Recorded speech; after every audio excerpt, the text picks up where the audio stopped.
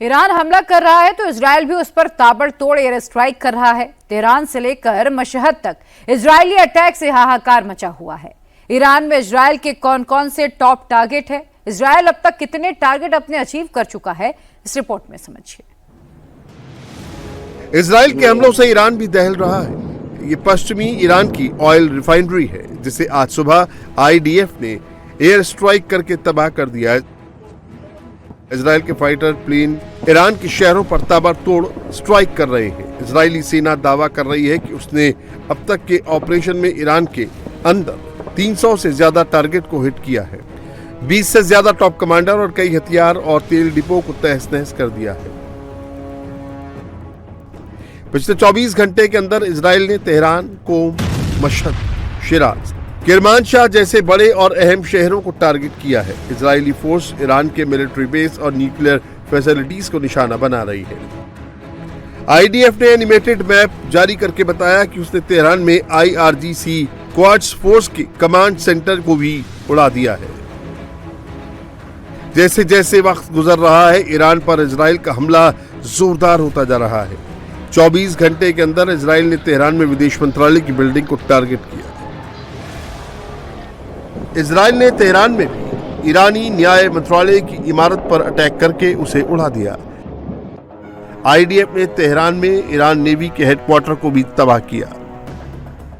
Israeli force ने Tehran की सबसे बड़ी वाटर पाइपलाइन को भी निशाना बनाकर बर्बाद कर दिया। वाटर पाइपलाइन फटने से तेहरान में बाढ़ जैसे हालात हो गए हैं।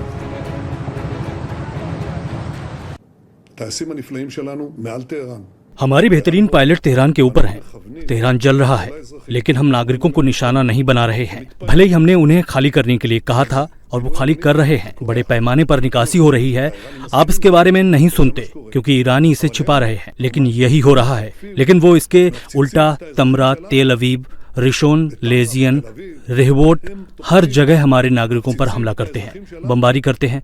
बेशक हम अलग तरीके से काम करते हैं। इजराइल की हिट लिस्ट में ईरान के अंदर उसकी सभी nuclear sites, military sites, missile factory, oil depot, gas refinery, airbase और अहम बिल्डिंग है। इनमें से कई टारगेट को इजराइल अचीव कर चुका है।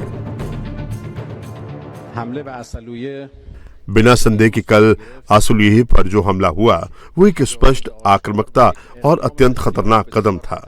संघर्ष को पर्शियन गल्फ रीजन तक विस्तार देना एक बड़ी रणनीतिक भूल है जो संभवतः जानबूझकर की गई है, जिसका उद्देश्य युद्ध को ईरान की सीमाओं से परे खींचना है। पर्शियन गल्फ रीजन एक अत्यंत संवेदनशील और जटिल क्षेत्र है और वहां किसी भी सैन्य बढ़ोतरी से पूरे क्षेत्र यहां तक कि विश्व को उलझाने का जोखिम है। ईरान का सबसे बड़ा धार्मिक स्थल मशहद है। जिस गुंबद के पीछे से धुआं उठ रहा है वो मशहद एयरपोर्ट है। इजराइल का दावा है कि उसने मशहद एयरपोर्ट पर ईरान के ईंधन भरने वाले विमान पर अटैक करके उसे तबाह कर दिया है।